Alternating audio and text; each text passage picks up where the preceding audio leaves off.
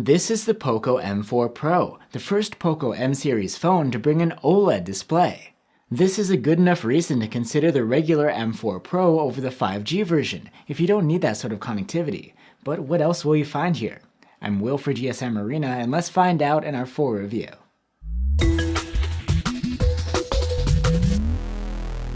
Recent Poco phones have brought an oversized camera island with a large Poco logo, and the M4 Pro has that same design. Ours is in phantom black, and the plastic back panel is overall quite glossy and dark. The M4 Pro is on the smaller side for its price segment, and it's also nicely light in the hand at 180 grams. The frame is made of plastic, and the flat sides provide plenty of grip.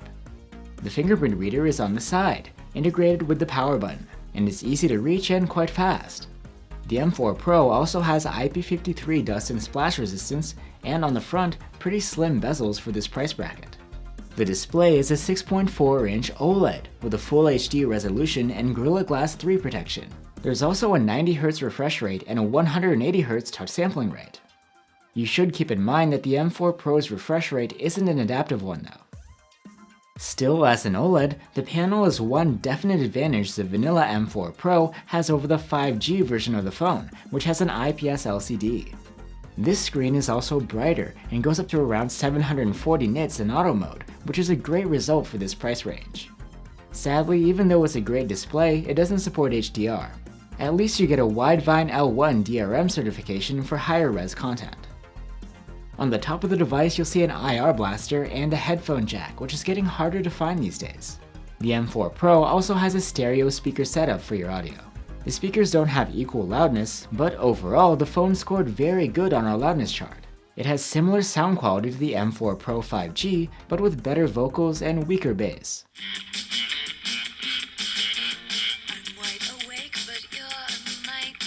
The M4 Pro comes with a 5000 mAh battery and a chipset that isn't too taxing, and as a result it scored an excellent 126 hours of endurance on our tests.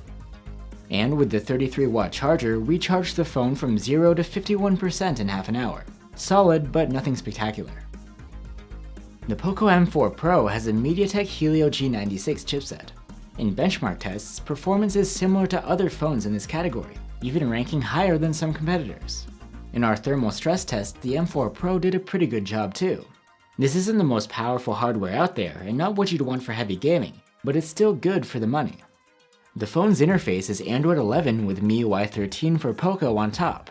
You'll have largely the same highly customizable and snappy experience as other recent phones from the Xiaomi family. Poco's mainly differ in that you can't disable the app drawer and have your apps on the home screen. If you'd like more information about MIUI 13, we've made a video on it that goes more in depth. The Poco M4 Pro has a 64-megapixel main camera with phase detection autofocus, an 8-megapixel ultra-wide, and a 2-megapixel macro cam. It's actually a higher res, larger sensor main camera than what you'd find on the 5G version of the phone. During the day, the photos from the main cam were among the better ones for this class, with a lot of detail, very good dynamic range, and lively colors. There is some noise, but nothing deal-breaking. Portraits have good subject separation and are rendered well. The default background blur doesn't go overboard either, and shots look natural. The ultra-wide camera was surprisingly good. We had clean images with a lot of fine detail. Dynamic range was good enough too. The colors could be a bit livelier though. Close-up shots from the macro cam are unremarkable. The resolution is just too low to capture a lot of detail. In low light, photos from the main cam had a lot of noise, with some blown highlights, but generally they were handled well. Colors retained their saturation, and sharpness and detail were good. Switch on night mode and you'll have much more balanced highlights, brighter shadows, and lower midtones. There's more sharpening, a little more detail, but the colors can be a little inaccurate. It's a shame that the ultra-wide doesn't have night mode though, because it could really use it. Photos are soft, there's aggressive noise reduction, and they're much darker than we'd like. We like the front-facing camera's performance overall. Selfies are more detailed than on the 5G version of the phone, and the dynamic range and colors look nice. The Poco M4 Pro can shoot videos in only up to Full HD resolution. Footage from the main camera is not amazing, but it's not bad either. There's no noise and there's good detail, but simultaneously it looks overprocessed. Dynamic range could be better, and the colors are dull. The ultra-wide's colors are just as lacking as those from the main camera, but were slightly more accurate.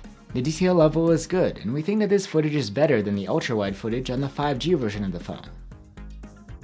Stabilization works alright on the main camera, and while it doesn't smooth everything entirely, there's no focus hunting here, and the footage is nicely stable.